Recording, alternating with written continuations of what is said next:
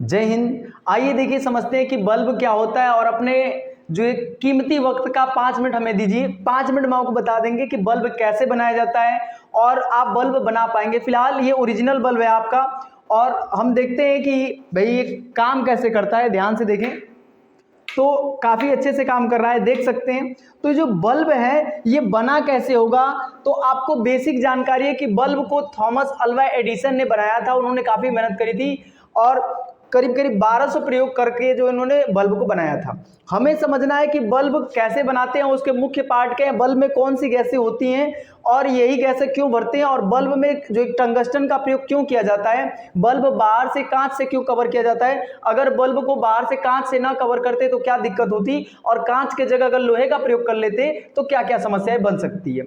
आइए समझते हैं एक एक बात को। जो बल्ब होता है, बल्ब को टिकने के लिए पीछे का हिस्सा जो उसको टिकने के लिए यहाँ पर 2 टाँके लगे होते हैं। टाँके टाँके समझते हैं, थोड़ा सा बाहर की तरफ निकला होता है, थोड़ा सा जब बाहर की तरफ निकला होता है उसको हम लोग टाँके बोलते हैं। और इस बल्ब को हम पकड़ करके जिस होल्डर में लगाते हैं, होल्डर वगैरह में, तो ये जो 2 आप पिन देख रहे हैं, पिन वो जा करके उसके अंदर फंस जाती है। पहले ऐसा लगाते हैं फिर ऐसा घुमा देते हैं, कभी नोटिस करिएगा, ऐसे दबाते हैं फिर दबा के ऐसे घुमाते हैं, समझ पा रहे हैं। तो ये जब अंदर घुस जाता है तो जब ऐसे घुमाते हैं तो ये जाकर के इस तरह से होल टाइप का होता है, ऐसे ऐसे जगह होती है, इस तरह से जगह होती है। तो जब हम इसमें डालते हैं तो थोड़ा सा जब घुमाते हैं तो यहाँ पे जाके फंस जाता है। तो इस तरह से ये बल्ब उसमें जाके फंस जाता है और टिक जाता है। इसके बाद इसका ये जो ऊपर वाला हिस्सा आपको दिख रहा है, ये पूरा ये टोपी होती है, ये एल्यूमिनियम की बनी होती है। किसकी बनी होती है? एल्यूमिनियम की। ये एल्यूमिनियम की टोपी होती है। एल्यूमिनियम में कार्बन, कार्बन का मतलब जो है इसमें करंट फ्लो थोड़ा सा स्लो होता है, तो इसकी वजह से हम लोग एल्यूमिनियम वगैरह का इस्तेमाल करते हैं। पीछे जिंक का लगा होता है, ये जो टाँके बने होते हैं वो जिंक के बने होते हैं और इसी से करंट जाता है। ये जो तार होते हैं वो जो है कांच के जरिए इसी से जुड़ा होता है।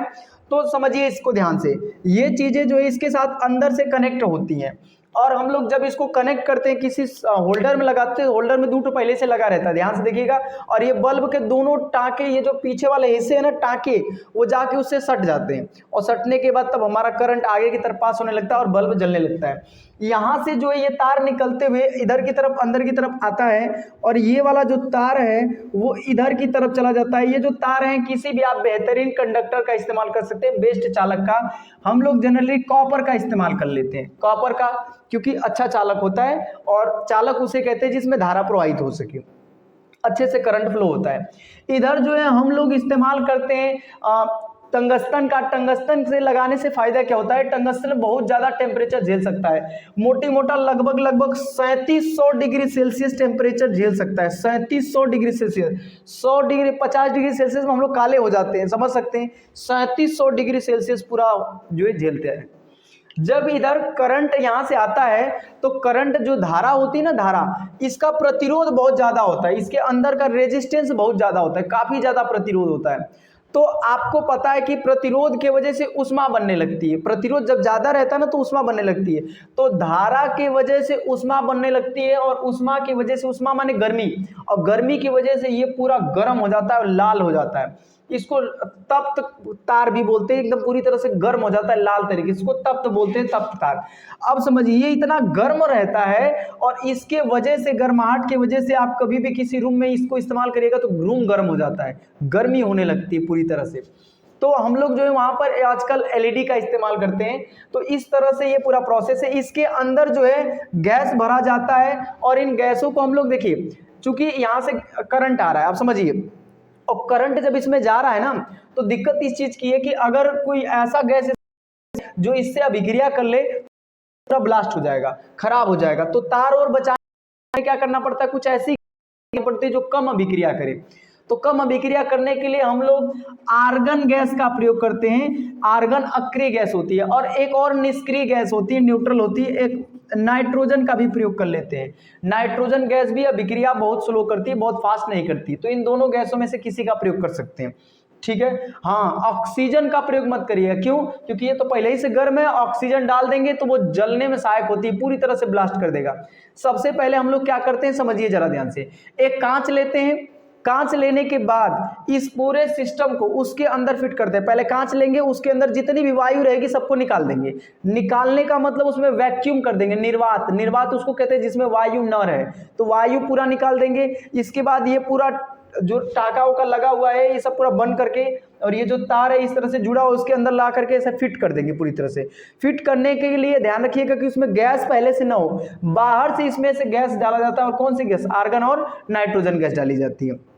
इसके बाद जो होता है इसको बाहर से पूरी तरह से ये जो कांच से पैक कर दिया जाता है। अगर कभी आप कांच को हटा दीजिएगा तो इसके अगल बगल ऑक्सीजन आ जाएगी, और फिर अगर आप इसको बल्ब में मेंस से जोड़ देंगे और जैसे ही ऑन करेंगे तो बल्ब का ये जो हिस्सा नहीं रहेगा, ऑक्सीजन तुरंत अभिक्रिया करेगी, ये फ्यूज हो जाएगा। मतलब ये जो हिस्सा वाला है ना इसका टंगस्टन का, वो तुरंत अभिक्रिया कर लेगा, मतलब ब्लास्ट हो जाएगा, ऊपर का हिस्सा आगे का टूट जाएगा, इधर का ये पूरा आग लग जाएगी।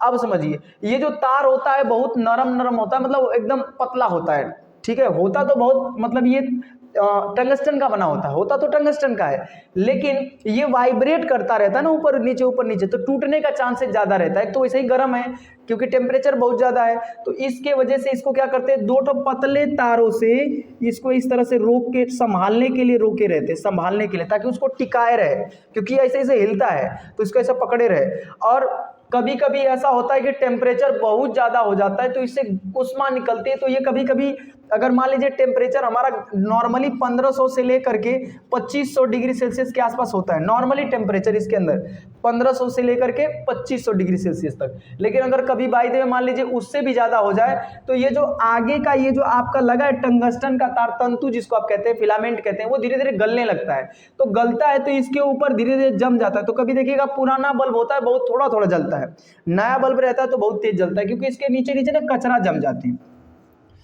तो ये पूरा प्रोसेस है, ये जो है टाके लगे होते हैं, और ये आपका जो है ये पिन है जिसके सहारे वो रुक जाता है। ये एल्यूमिनियम की टोपी है, और ये तार है, ये टंगस्टन का है, तंतु जिसको कहते हैं, इसमें आर्गन या नाइट्रोजन गैस भरते हैं, बाहर से इसको पैक कर देते हैं।